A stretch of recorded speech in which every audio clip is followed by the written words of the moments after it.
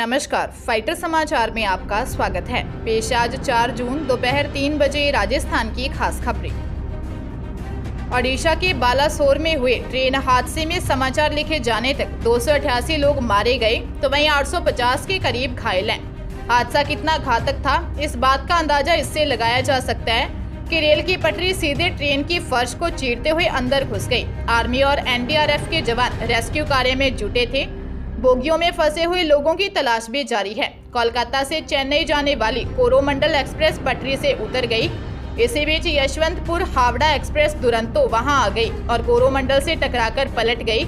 इस टक्कर के बाद कोरोमंडल एक्सप्रेस की मालगाड़ी से टक्कर हो गई। इसमें ट्रेन का इंजन बोगी के ऊपर चढ़ गया। हादसे में मरने वालों की संख्या लगातार बढ़ती जा रही है। इस हादसे में घायल हुए लोगों को भुवनेश्वर, कटक और बालासोर के अस्पतालों में भेजा गया। रेल मंत्री अश्विनी वैष्णव बालासोर पहुंचकर दुर्घटना स्थल का जायजा लिया और इस हादसे में मारे गए लोगों के लिए पीएम ने 2 लाख रुपयों तो रेल मंत्रालय की तरफ से 10 लाख रुपए दिए जाने की घोषणा की गई है। विधानसभा चुनाव में 6 महीने का ही वक्त बचा है। कांग्रेस का एक ही मिशन है, सरकार रिपीट करना। इसी मिशन को पूरा करने के लिए कांग्रेस सरकार हर वर्ग को साधने की कोशिश कर रही है। हाल ही में 2 दिन पहले सीएम गहलोत ने 100 यूनिट फ्री बिजली का दायरा और बढ़ा दिया ताकि ज्यादा से ज्यादा लोगों को राहत मिल सके। अब सामने आया है कि कर्नाटक की तर्ज पर राजस्थान में भी कांग्रेस चुनाव से पहले 5 बड़ी राहतें दे सकती है। दरअसल सीएम और वित्त मंत्री अशोक गहलोत वित्त विभाग से इस विषय में लगातार मंथन कर रहे हैं। राजस्थान में पेट्रोल की कीमतें करीब 3 रुपए प्रति लीटर के हिसाब से कमी की जा सकती है। इसी तरह की कमी डीजल के दामों में भी की जा सकती है। संभावना है कि कांग्रेस महिलाओं को रोडवेज बसों में फ्री यात्रा की सहूलियत दे सकती है। प्रदेश में अभी तक 100 यूनिट बिजली फ्री है। उम्मीद है कि चुनावों से पहले राजस्थान में फ्री बिजली का दायरा बढ़ाकर लोगों को और ज्यादा राहत दे सकती है। सीकर की पोक्सो कोर्ट ने 12 साल की नाबालिग से रेप के मामले में फैसला सुनाते हुए पीड़िता के धर्म के मामा और उसके जीजा को 20 साल के कठोर कारावास और 2.25 लाख रुपए के जुर्माने की सजा सुनाई है। इसके अलावा तत्कालीन एसपी पर कठोर कार्रवाई के लिए पुलिस महानिदेशक और अतिरिक्त मुख्य सचिव गृह विभाग को निर्देशित किया है। यह फैसला जज अशोक चौधरी ने सुनाया। लोक अभियोजक कैलाशदान कविया ने बताया कि नाबालिग लड़की के पिता ने रिपोर्ट दर्ज करवाई थी कि 29 मई 2018 की रात करीब 12 बजे बाद पीड़िता को उसकी मां का धर्म भाई जीतू घर से बहलाकर ले गया। पीड़ित परिवार ने जीतू के मोबाइल नंबर पर बात की तो पीड़िता ने फोन उठाकर कहा कि उसे गोवा लेकर आए हैं और बाद में मोबाइल भी स्विच ऑफ हो गया। रिंगस पुलिस ने मामला दर्ज कर जाँच शुरू की। पुलिस ने नाबालिग को दस्तयाब किया। उसके बयानों में बताया कि रात को पेशाब करने के लिए उठी तो जीतू पीछे से आया और उसका मुंह बंद कर उसे कोटपुतली ले गया, जहां जीतू का जीजा राजेंद्र भी मौजूद था। दोनों उसे एक झोंपड़ी में ले गए और रेप किया। मामले में पुलिस ने दोनों आरोपी जितेंद्र और राजेंद्र को गिरफ्तार कर कोर्ट में चालान पेश किया था। अजमेर शहर के बीचों बीच आना सागर झील में क्रूज की सवारी के लिए लोगों को जुलाई माह तक इंतजार करना पड़ेगा। झील में उतरने के लिए क्रूज का अभी तकनीकी कार्य शेष रह गया है। इंजन आने और फिटिंग होने के साथ ही क्रूज के पहले और दूसरे तल पर साज सज्जा का कार्य भी बचा है। देश के पहले इको फ्रेंडली क्रूज की सवारी को लेकर लोगों में खासा उत्साह है। अजमेर में देश का पहला इको फ्रेंडली क्रूज जुलाई माह में आना सागर झील की लहरों पर तैरता हुआ नजर आएगा। तकनीकी कारणों से क्रूज को झील में उतरने में समय लग रहा है।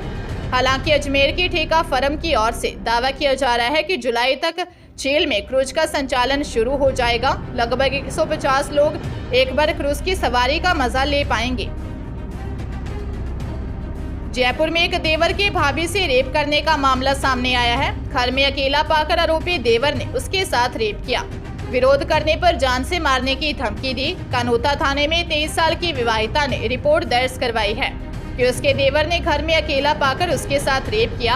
आरोप है कि शादी के बाद से ही आरोपी देवर उसे गंदी नजर से देखता था।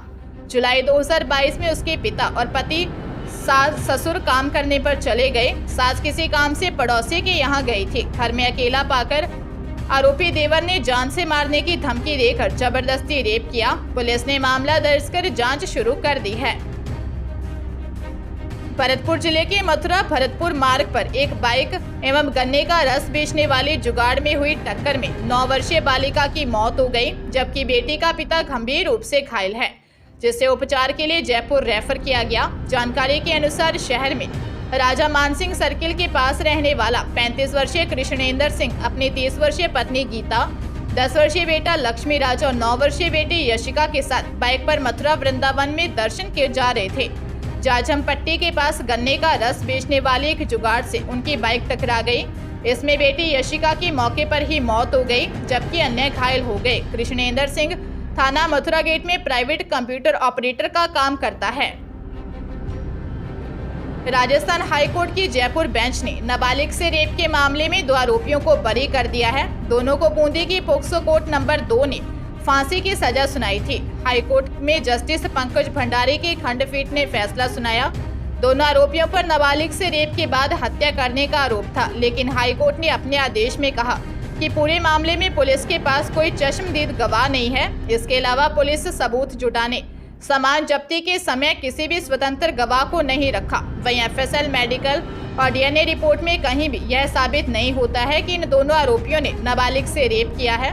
पोक्सो कोर्ट ने केवल परिस्थिति जन्य साक्ष्यों के आधार पर सजा सुनाई है। मामले में न्याय मित्र अधिवक्ता रवि चिरानिया ने कहा कि पोक्सो कोर्ट ने भावनात्मक रूप से फैसला सुनाया, जबकि फैसला कानून सम्मत होना चाहिए।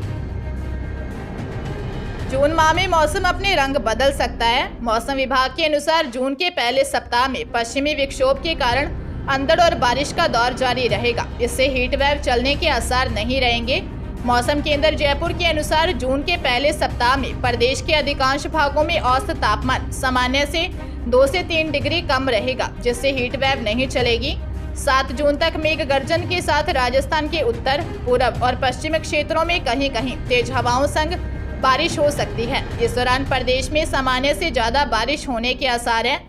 9 से 15 जून के दौरान आंधी व बारिश की गतिविधियां कम होंगी। मौसम वैज्ञानिकों की माने तो प्रदेश के उत्तर पश्चिमी इलाकों में बने लो प्रेशर एरिया के असर से जयपुर समेत कई जिलों में आगामी 48 घंटे में 40 से 60 किलोमीटर प्रति घंटे की रफ्तार से चक्रवाती हवाएं चलने की संभावना है। ऐसे में धूल भरी आंधी के साथ कहीं कहीं हल्की से मध्यम बारिश और ओलावृष्टि होने का अनुमान है।